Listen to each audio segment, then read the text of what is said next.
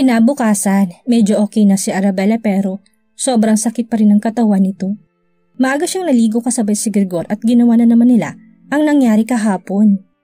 May halong kilig sa mukha nito at halos mapakagatlabi. Ara, I'll wait you downstairs. Katok ni Grigor sa pintuan habang nagsusuot siya ng damit. Okay, sigaw niya habang tinatapos ang ginagawa. Panay kamot si Arabella sabay harap sa salamin. What should I do? Tanong nito sa sarili.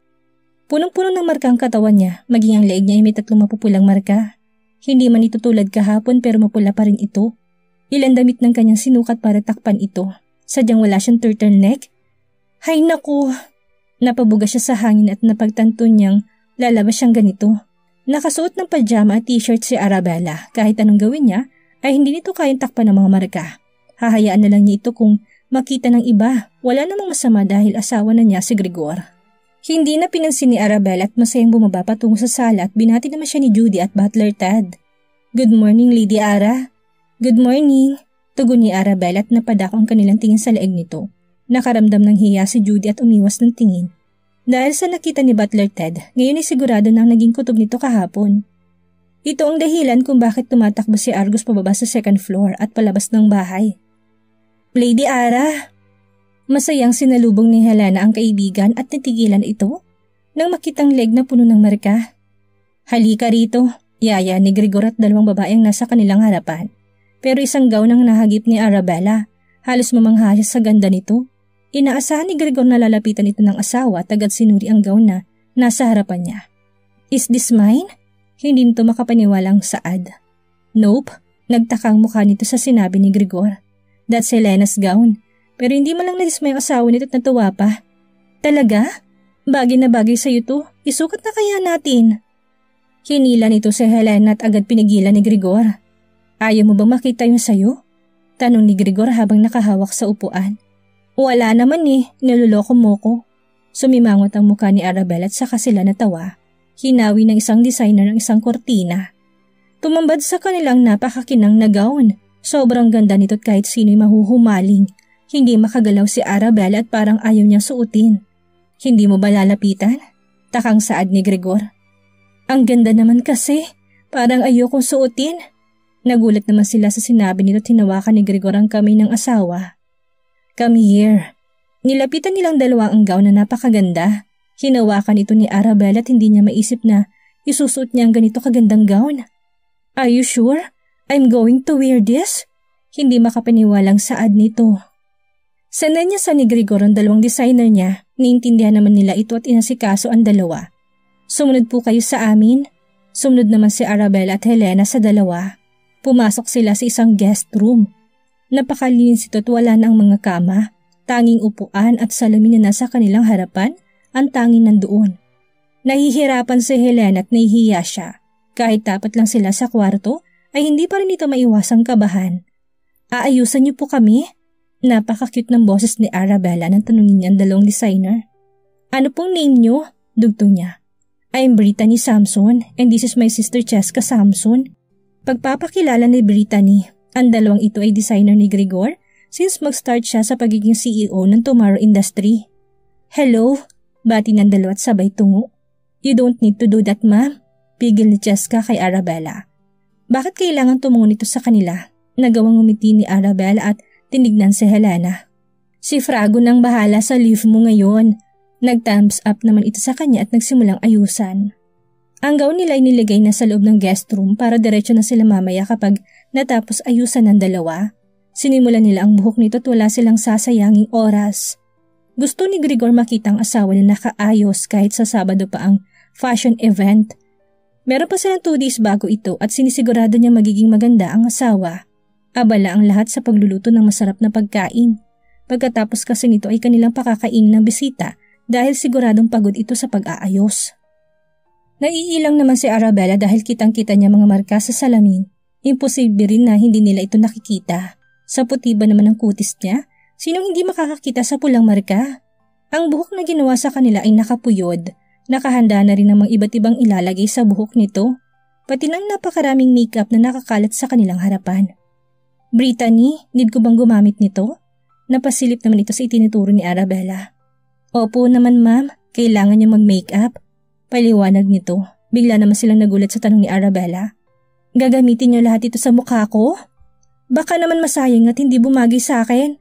Natawa naman sila sa sinabi nito, tumiling agad si Brittany. Ma'am, hindi po namin lahat ilalagay yan sa inyo at saka imposible naman dahil napakaganda niyo. Paliwanag ni Chaska habang inaayusan si Helena. Oo nga po Lady Ara, bagay po yan sa inyo, promise. Nag-thumbs up pa si Helena at nagawa pa niyang hawakan ni Arabella ang kamay ng kaibigan. O sige na nga, natuwa naman ang dalawa sa nagngangalang Arabella. Halata nilang girlfriend ito ng kanilang amo. Hindi man nila pinahalata pero kitang-kita ang mga kiss marks sa kanyang leeg. Minsan pa nga ay lumilihis ang t-shirt nito dahilan na makita pa ang dami ng kiss marks sa kanyang ibabang braso. Natapos nilang gawin ang buhok ni Arabella at Helena. Talagang napakaganda na agad ni Arabella kahit wala pa itong makeup. Sinunod na nilang pag-aayos sa mukha ng dalawa para maisuot na nila ang gown. Ang gown na ito ay tatahiin pa nila kung hindi kasya sa dalawa. Ginawa kasi nila ito at ang sukat ng gown ay sa isang perfect body na isang babae. Ang ganda niya na agad, Lady Ara. Puri ni Helena habang nakatingin ito sa salamin at nakikita rin niya si Arabella. Ikaw din naman, parehas tayo. Natawa silang dalawa dahil ayaw talagang pumayag ni Arabella na siya lang ang palaging pinupuri. Nagawang pumikit ni Arabella dahil itong sabi ni Brittany sa kanya. Kumain na ba kayo? Tanong nito habang nakapikit ang mga mata. Okay lang po kami ma'am, kahit mamaya na lang po. Tugon ni Brittany habang nilalagyan siya ng eyeshadow. Kakain tayo mamaya, sigurado ako naghahain sila ng pagkain. Napangiti naman ang magkapatid sa sinabi ni Arabella. Halatang napakabait nito at hindi man lang sila minamaliit. Bilang designer, halos lahat ng mga taong inaayusan nila ay may ugali. Minsan pa nga'y minamalit sila nito at pinapahiya. Sanay ng magkapatid at nang malaman nila na pinapapunta sila ni Grigor sa hacienda, iniisip nila na si Madam Vera ang magsusuot nito. Pero nagtaka sila dahil dalawang gown na pinakuha nito, doon lang nila napagtanto na ang taong ito ay espesyal sa buhay ng kanilang amo. Side view po kayo ma'am, sabi ni Chaska kay Helena habang nilalagyan siya ng kontur. Matapos silang ayusan, agad na patingin si Arabella sa sarili. Wow! Mangha niyang saad at tumingin ito kay Helena na nahihiya pa rin. Lumabas ang kagandahan nito simula ng ayusan ni Chaska. Dito na tayo. Inalalay ng magkakapatid si Arabella at Helena papunta sa likod kung saan naroon ang gown na isusuot. Nakasuot na sila ng high heels kaya inalalay nila ito. Pero hindi alam ni Arabella ang gagawin sa sinabi ni Brittany. Ma'am, need niyo pong tanggalin ang suot niyong damit? Naiilang ito dahil alam niyang hindi lang kiss mark sa leeg ni Arabella ang kanilang makikita. Hindi ba nakakahiya? Ang dami ko kasing kiss mark. Halos malaki ang kanilang mata. Hindi nila inaasahan na sasabihin niyo ni Arabella. Maging si Helena napaiwas ang tingin sa kanyang kaibigan. Nahihiya rin siya sa sinabi nito. Siyempre naman po, ayos lang. Nautal si Chaska at nagsimulang tanggalin ni Arabella ang kanyang suot na damit. Lady Ara, tawag ni Helena. At pinagmasdan nilang katawan nitong punong-puno ng kiss mark. Sabi ko naman kasi sa inyo, ang dami hindi ba? Tiningnan din tuloy ni Arabella ang sarili. Paano naman kasi si Grigor? Ang dami-daming nilagay. Halos matawa sila sa sinabi nito. Parang bata si Arabella habang pinagmamasdan ng sarili. Ngayon ay hindi na sila magtataka na kasintahan talaga nito ng kanilang amo. Ma'am, normal lang naman po kung kasintahan niyo si Boss Grigor. Sabi ni Brittany habang nakaakbay sa kapatid. Oo nga po, okay lang yun. Dugtong ni Chaska. Nagawa namang ngumiti ni Arabella sa dalawa at nag-thumbs up. Halika na ma'am. Nagsimula na silang isuot ang gown at nagmukha silang prinsesa ngayon. Laking gulat ni Brittany nang matapos niyang isuot ang gown. Hala, Chaska, yung gown kasya kay ma'am. Maging si Chaska ay hindi makapaniwala. Walang babaguhin sa gown nito at talagang kasyang-kasya ito. Nagtinginan ng dalawang magkapatid at parehas lang silang napaisip na perfect body ang meron si Arabella. Bakit Brittany? May problema ba? Nag-alala tuloy bigla si Arabella. At nagagawan tumingin sa likuran niya kaso hindi naman niya makita sa laki ng gown na kanyang suot. Wala po ma'am, perfect body po meron kayo. Ngiti ni Chaska at maging kay Helena ay wala na rin dapat baguhin. May mga sizes kasi ang gown ni Helena at nagawa nilang kunin ng tamang size para dito. Pero kay Arabella ang gown na kanyang suot ay nag-iisa lamang, hindi tulad ng gown ng Helena na napakarami. Ang ganda!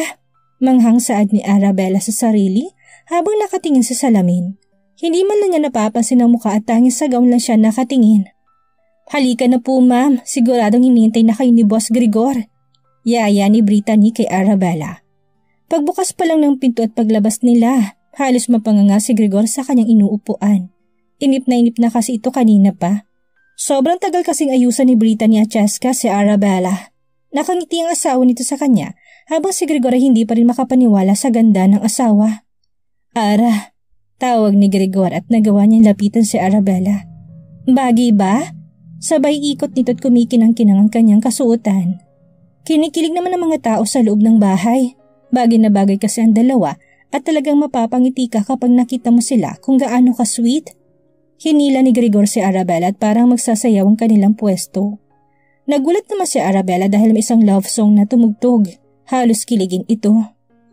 Wife, I can't wait to see our baby. Bulong nito habang nagsasayaw sila sa gitna ng sala. Masayang nakatingin ang lahat at masaya sila para kay Grigor. Ngayon lang nila nakitang masaya ito nang dahil kay Arabella. Ako rin. Tugon nito sa asawa at masaya silang magkayakap. Grigor, thank you for loving me. Hinalikan ito ni Grigor sa lahat ng taong nakakakita sa kanila. Wala namang pakialam ito basta ang alam niya ay masaya sila. Natapos silang magsayaw at hinubad na rin ni Arabella ang kanyang suot na gown. Nakahinga silang dalawa ni Helen at dumiretso sa kusina. Halina kayo! Tawag ni Arabella sa dalawang magkapatid. Ma'am, hindi niyo na po kailangan mag-abala. Nahihiyang sabi ni Cheska at ngayon na sila kakain sa bahay ng kanilang boss pag nagkataon. Kahit na designer sila nito'y agad silang umaalis kapag tapos na ang kanilang trabaho. Nahihiya pa kayo? Dali na! Walang nagawa ang dalawang magkapatid at lumapit ng tuluyan kay Arabella. Tinulungan naman ni Helen ang kaibigan na maghahain at nahihiya rin siya kung hindi man lang niya ito tutulungan. Kayo rin, sumabay na kayo. Minsan naman tayo maging ganito. Yaya nito't natuwa naman si Grigor na makitang ganito ang asawa. Grigor! Nag-iinarte ka pa ata dyan. Halika na dito. Nagulat sila sa sinabi nito at natatakot na baka magalit ang kanilang boss. I'm coming. Sumunod lang ito at umupo sa tabi ng asawa. Masayang kumain ang lahat habang si Arabella ay nagdasal muna bago kumain. Nakaugalian na niya ito at hindi na naninibago ang mga tao sa bahay. Kasunod doon ang paglabas ni Simon at Connor sa kanilang kwarto. Magdamag lang naman itong natulog at ganyan lang nagising. Napadakon tingin nila sa kusina at nakitang kumakain ang lahat. Simon at Connor, kumain na kayo. Ikaw din, Argus? Tawag ni Arabella at kabababalang din ni Argus. Napatingin naman ito kay Arabella at nagtatakang kanilang mga mukha. Lady Ara, nakaayos po ba kayo? Tanong ni Connor habang nakuha ng pagkain sa lamesa habang kasama ang dalawa. Oo, kanina kasi sinukat ko yung susuotin ko sa fashion event ni Grigor. Paliwanag niya at napatango naman ito. Lahat sila'y kumain ng masaya sa may labi. Napakasaya kasing kasama ni Arabella at nakikita pa nila ang ibang side ni Grigor. Ilang oras ang lumipas na matapos silang kumain at nakahanda ng mga gamit ni Brittany at Cheska para dumiretso sa kanilang shop. Thank you po sa inyo, pagpapasalamat ni Cheska at nakipagkamay pa kay Arabella at Helena. Sa Saturday na lang po ma'am, dugtong ni Brittany. Salamat din sa inyo. May sasakyan ba kayong dala? Tanong ni Arabella at umiling naman sila. Don't worry, si Connor nang bahala. Sabat ni Grigor na nasa kanilang likuran. Boss Grigor, maraming salamat po. Napatungo ang dalawang magkapatid sa anyas ng paggalang. Ako rin po boss, sasabihin na ako sa kanila. Thank you rin po. Saad ni Helena at nakatingin ito sa kaibigan niya. Ingat kayo. Sabay kaway nito sa tatlo kasunod ng pagtunog ng kotse palabas ng hasyenda. Bigla tuloy minaalala si Arabella at tinarap ang asawa. Grigor, bukas papasok na tayo ha? Absent na tayo ng 2 days. Pagpapaalala nito tumango ito. Okay lang ba si Frago? Sa kanya mo iniwan yung mga gawain mo? Dagdag ni Arabella habang nakatingin sa mga mata ni Grigor. He can do it. After all, he's my personal assistant. Sabay kurot sa pisngi ni Arabella. Kahit na, ikaw pa rin dapat ang nagawa nun. Kunwaring naiinis si Arabella pero hindi naman talaga. Pumasok na silang dalawa sa loob ng bahay at umupo sa sofa. Ayaw na muna nilang umakyat sa kwarto dahil baka matulog na naman ito at masobrahan sa tulog. Are you sure okay lang si Frago? Hindi maiwasang magtanong ni Arabella. Nararamdaman kasi nito ng mga problema na ito sa mga pinapagawa ni Grigor. Sumingkit ang mata ni Arabella, kunwari ay hinuhuli niyang asawa. Pero tumawa lang ng mahina si Grigor at alam na nitong iniisip ni Arabella. He's fine, there's no need to worry about. Sabay halik sa noon nito tayo niya makipagtalo rito. Kasi alam din naman ni Grigor na wala siyang panalo rito. Sabi mo yan? Ulit ni Arabella at tumango ulit ito. Paulit-ulit siya na parang sirang plaka at naiinis na rin nito si Frago kahit na busy sila. Parang patay na si Frago mula sa kanyang kinaupuan. 2 araw nang hindi pumapasok ang boss niya at sa kanya lahat iniiwan. Halos hindi na siya makatulog kakaisip sa fashion event. Maging siya nga ay wala pang isusuot. Sumabay pang utos ng kanyang boss na mag-manage habang wala siya. Bakit naman ganito? Sa isang araw na yung event, hinihingal na sad nito at pinatong ng napakaraming paperworks. Wala sa sarili si Frago dahil naisip niyang tinatamad ng kanyang boss sa tuwing kasama nitong kanyang asawa. Habang siya ay problemado, napahawak ito sa kanyang sentido at hindi na alam ang gagawin sa susunod na meeting. Sa kabilang banda, nakakunot ang mukha ni Minerva nang pinagmamasdan ng puan ni Arabella at Helena. Una pa lang na makita nito si Arabella, inis na siya. Ngayon naman, 2 araw na itong hindi pumapasok at ngayon naman ay absent din si Helena. Total naisip niyang supervisor siya, ere-report niya ito agad sa kanilang boss. Paniguradang pagagalitan ito at siyang kakampihan dahil future wife siya ni Grigor. Napatingin ang ilang mga katabi nito sa kanya. Ang mga ngiti kasi nito ay parang nakakaloka. Naisip pa lang ni Minerva na pagagalitan ito na nakakatakot nilang boss. Tuwang-tuwa ang kalooban niya. Hindi na ako makapaghintay. Mahina niya saad habang tinitignan ang screen ng computer. Ilang oras na nakalipas at tanghalian na nila. Oras na para ayusin ang event sa Gremo. Wala na silang pasok at yun na lamang ang tanging gagawin niya. Walang sinayang na oras si Minerva at agad tinungong office ni Grigor. Habang ang taas-taas ang tingin niya sa kanyang sarili. Nadadaanan kasi niyang ilang supervisor at nagagawa siyang batiin. Proud naman siya sa sarili niya na magiging asawa niya ang pinakamayamang tao. Medyo itinaas ni Minerva ang kanyang skirt. Gusto niyang mapansin ni Grigor ang kanyang hita. Paghawak niya sa pinto at pagbukas, kumunot ang kanyang noo. Secretary Frago? Bakas ang kanyang pagkagulat. Naitas naman ni Frago ang kanyang isang kilay dahil napakaiksi ng skirt nito. Napansin naman ni Minerva at agad inayos ang kanyang suot. Nahihiyama siya pero hindi naman ito ang kanyang pinunta. Nasaan si boss? Ngumiti ito ng pilit habang panay ang kanyang lakad sa loob ng opisina. Miss Minerva, wala kayong karapatan na umikot dito na parang kwarto nyo. Nawalang antok sa mga mukha ni Frago. Sumama ang timpla ng mukha ni Minerva nang dahil sa sinabi nito. Nais niya sanang sabihin na future wife siya ng kanyang boss pero natigilan ito. Tinatanong ko lang naman po dahil may importante ako sasabihin. Pagpapaliwanag niya at tuluyan itong tumayo malapit sa pintuan. Ano yun? Ako na magsasabi. Walang emosyon sa mukha ni Frago dahil napapansin niyang hindi magandang ugaling pinapakita nito sa kanila. Ako na po, nasan nga po siya? Bakas ng inis sa boses ni Minerva dahil nakikipagtalo pa sa kanyang sekretary nito. May family reunion sila. Pagsisinungaling ni Frago para tumigil at umalis na ito. Nagliwanag naman ang mukha ni Minerva bago sumagot. Okay po, bye. Sabay kaway ng malandi nito. Masaya siyang lumabas at naisip ang sinabi ni Frago. Makakasama rin ako sa kanilang reunion. Hindi na ako makapaghintay kay Grigor. Kilig ni isip nito hanggang sa makarating sa department. Kumilos ng lahat at pumunta sa Gremo. Iintayin kong ilan sa inyo't bahala ng iba. Utos niya sa mga ito. Tumangulang sila at parang naririndi sa bunganga ni Minerva. That's good. Dugtong niya tinayos niyang sariling gamit at papunta na siya sa Gremo. Busy na ulit ang iba at pagkatapos ng fashion event, magkakaroon na naman ng isang party. Malapit na kasi ang birthday ni Vera at busy sila na damon. Kaya bakit wala ng 2 sa asyenda? Abala ito sa pag-ayos ng mga pangalan ng imbitado, maging ang mga kakailanganin nila. Taon-taon ay ganito ang kanilang gawain. Palagi nandyan si Damon sa asawa at tinutulungan ito. Habang si Arabella at Grigor naman ay hindi na mapaghiwalay, puro lambingan ang ginagawa nito at napapangiti ang kanyang mga katulong. Wife. Bulong ni Grigor habang magkatabi sila sa sala at busy ang kanyang asawa sa pagkain ng cookies. Bakit Grigor? Parang batang mga boses ito't natawa ng mahina si Grigor. Let's go on a date? Napatingin naman si Arabella na may halong pagtataka. Date? Hindi ba't nag-date na tayo kahapon? Sabay lagay ng cookies sa bunganga ni Grigor. Kainin mo yan, ginawa ko yan. Naisip tuloy ni Gregor na yung word ng kanyang asawa minsan. Nagiging isip bata ito't minsan ay seryoso. Parang dadaigin pa siya nito sa pagiging misteryoso. I will. Sabay nguya sa cookies na ginawa ni Arabella. Hindi ba pwedeng tayo naman na mag-date? Pinipigilan ni Arabella ang sarili dahil kinikilig siya sa sinasabi ni Gregor. Saad ni Arabella. Sige na nga, pero magbibihis lang ako. Tuluyan na itong umakyat sa second floor at kinawayan si Gregor. Hindi na magpapalit ng suot si Gregor dahil sabay na sila kaninang naligot na kaayos na ito. Nagawan tumingin ni Gregor sa pinto. Kararating lang ni Connor at may bitbit itong isang paper bag. Boss Gregor, 3 kulay po yan. Saad ni Connor at tumangulang ito bago tuluyang umakyat sa kwarto. Pagpasok pa lang ni Gregor, alam niyang nahihirapan itong mamili ng susuotin. Napatingin naman si Arabella at nakasimangot ang kanyang mukha.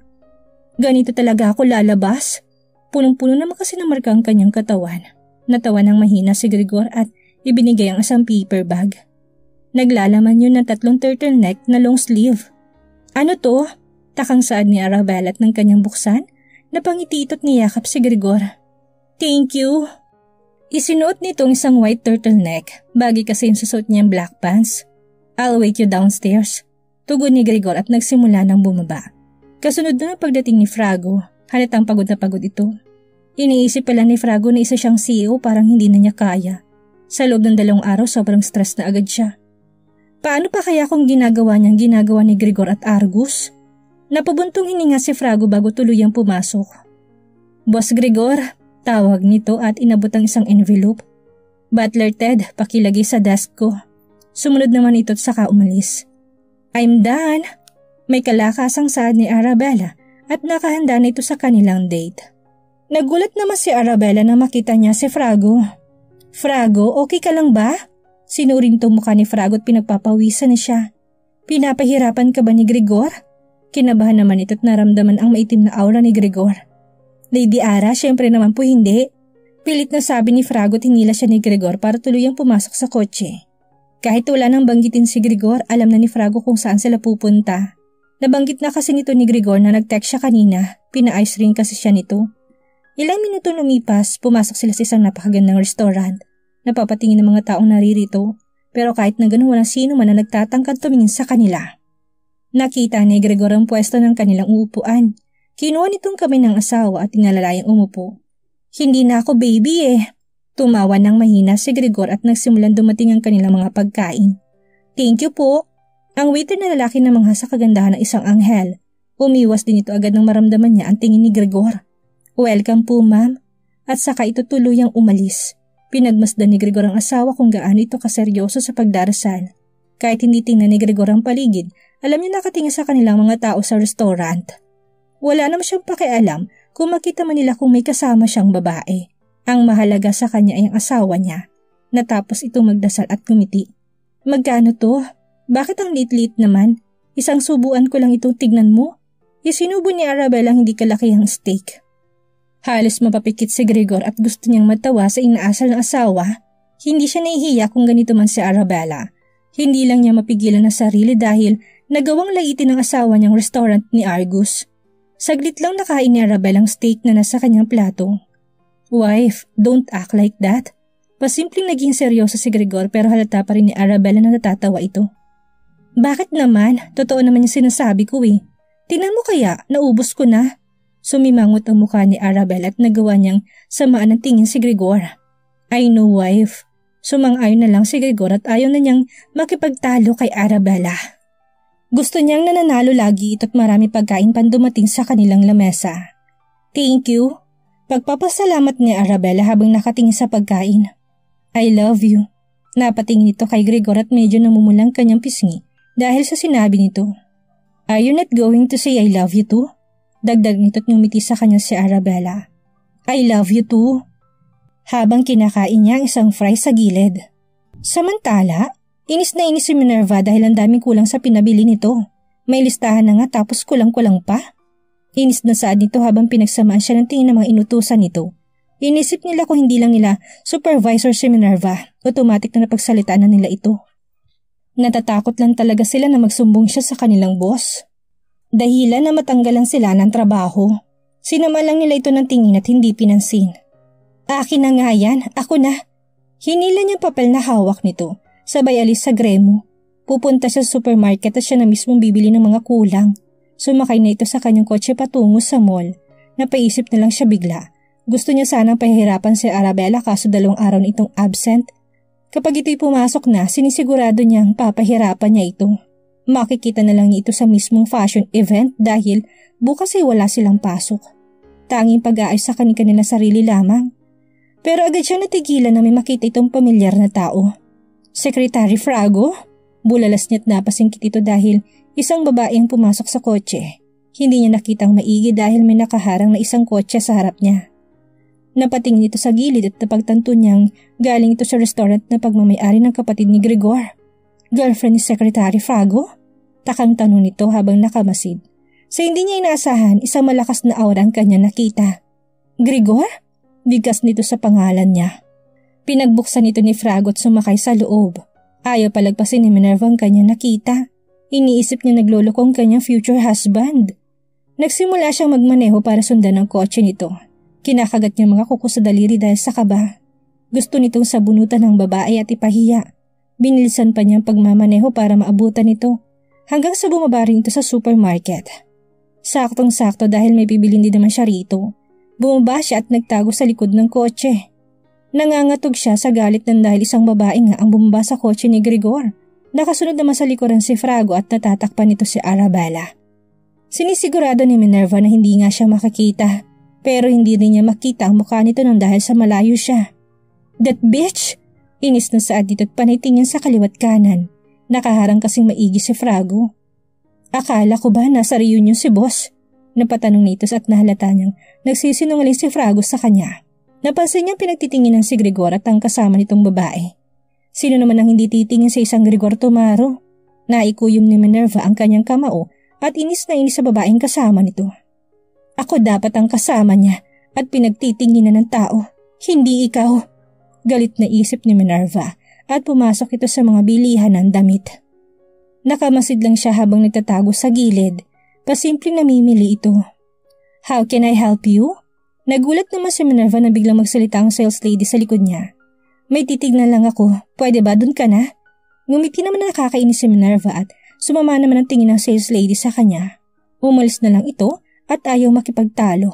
Paglingon niya, nawala biglang mga ito kaya naman dali-dali siyang umalis sa kanyang pwesto at hinanap sila. Napatigil siya dahil ang daming hawak ni Gregor sa kanyang kaliwang kamay. Kakaibang mga kilos ito nang dahil sa kasama. Lumapit siya ng konti at napaisip na parang pamilyar ito. Sino ba yung nakita kong ganito? Napatanong siya sa sarili at iniisip pa rin kung sinong babaeng katulad ng tayuan nito. Kumulat ang noo niya na bigla niyang maisip kung sino. Arabella Sarvania. Saad niya pero agad din siyang napailing. Minerva, that's impossible. Dagdag nito at hindi niya inisip na si Arabella ang kasama nito. Lumingon ang babaeng kasama ni Gregor kaso bigla niya natabig ang isang sandas. Pinulot niya at binalik ang tingin sa babae. Pero napapikit na lang siya at talagang minamalas nga naman. Tumakbo si Minerva dahil konti na lang at makikita na niyang mukha nito. Bigla naman siyang nabangga ng isang babae. Pwede ba mag-ingat ka? Inis na saad ng babae at sinumaan lang siya nito ng tingin. Pero nang lumabas siya, nakasakay ng mga ito at tuluyan na nawala sa paningin niya. Malas, malas, malas! Napakalakas ng sigaw niya at halos mapatingin ang lahat sa kanya. Dahil hindi pa niya nabibili mga kailangan nila. Pumasok ulit ito na may galit. Sinisigurado ko kapag nalaman ko kung sino ka. Ipapamukha ko sa'yo na ako ang magiging asawa niya. Bulong nito at pumasok sa National Bookstore. May halong inis at galit sa kanyang sarili. Hindi na napapansin ni Minerva ang hawak nito mga papel ay lukot na. Napansin naman yun ng guard at agad siyang nilapitan. Miss, itigil niyo yan. Hinawin ni Minerva ang kamay nito at tula siya sa kanyang sarili. Bitawan mo nga ako. Babayaran ko to. Sumigaw ito talos pagbulungan siya ng mga tao sa loob. Nababaliw na ata. Isang babae ang nagsalita mula sa likod niya at ganyang hinilang buhok nito. Ano sinabi mo? Sumagot ka! Ayaw pa rin itong bitawan ng buhok at mas lalo pa niyang sinabunutan ang babae. Dumating ng 2 guard para awatin ito. Bitawan niyo ako kung ayaw matanggal sa trabaho! Napakunot ang mukha ng mga sales lady sa counter. Ganyan niyo ba pagsalitaan ng future wife ni Gregor Tomaro? Mayabang na saad ni Minerva. Parang nabingin naman ng mga ito sa kanilang narinig. Ayaw niyong maniwala? Tawagan ko kung gusto niyo. Napilitang lumapit ang 3 sales lady sa counter. Tumungo ito agad ng humingi ng tawad. Ma'am, pasensya na po. Hindi naman namin alam. Kinakabahan ng mga ito at inilabas ni Minerva ang love letter na nakuha niya sa pagkain. Kahit hindi naman talaga ito para sa kanya at para naman talaga kay Arabella. Nalaki ang mga mata ng mga sales lady at talaga nagsasabi na totoo si Minerva. Nagawang umalis ni Minerva at mayabang siyang naglalakad at umiiwas sa mga tao sa kanya. Ano kayang gagawin ni Minerva sa araw ng party ng kumpanya? Ano ang malalaman niya tungkol sa sulat na natanggap niya? Yan ang ating aalamin sa susunod nating kabanata.